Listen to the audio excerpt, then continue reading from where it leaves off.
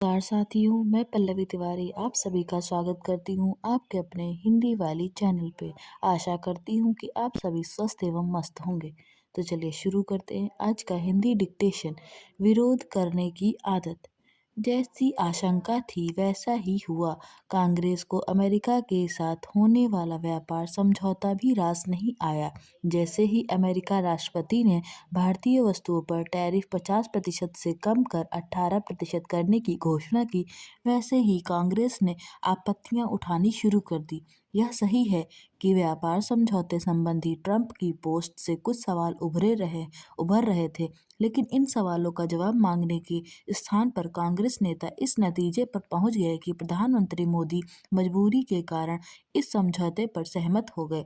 राहुल गांधी ने तो यह कहने के में भी संकोच नहीं किया कि प्रधानमंत्री ने किसानों की मेहनत को बेच दिया। कांग्रेस को इस समझौते को लेकर बनी सहमति पर आपत्ति उठाने की इतनी जल्दी थी कि उसने न तो यह देखा कि अमेरिकी राष्ट्रपति की पोस्ट पर भारतीय प्रधानमंत्री की पोस्ट क्या कह रही है और न ही वाणिज्य मंत्री के जवाब की प्रतीक्षा की।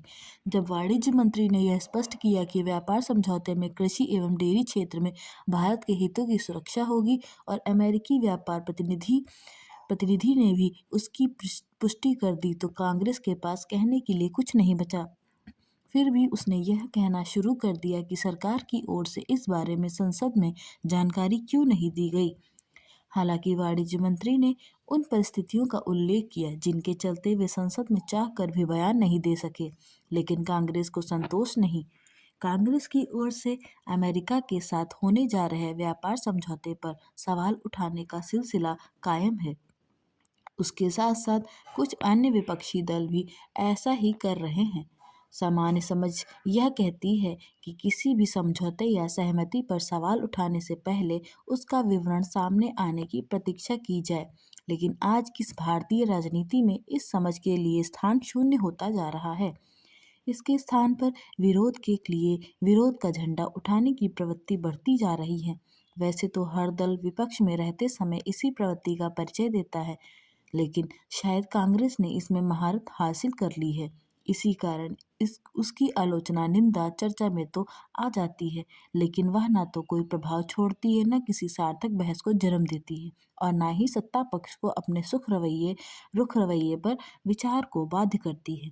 विडंबना यह है कि चुनाव दर चुनाव पराजय के बाद भी कांग्रेस यह समझने को तैयार नहीं कि विपक्ष का काम केवल खोखली आलोचना करना या फिर सनसनीखेज आरोप उछालना भर नहीं है। सरकार के हर फैसले का हर हाल में विरोध करने की कांग्रेस की आदत इतनी अधिक बढ़ गई है कि वह तर्कों और तथ्यों से भी परे रहने लगी है। आशा करती हूँ कि आपको यह क्लिप पसंद आई होगी। ऐसी क्लिप्स को पढ़ने व सुनने के लिए हमारे चैनल को लाइक, शेयर एंड सब्सक्राइब जरूर करें। धन्यवाद।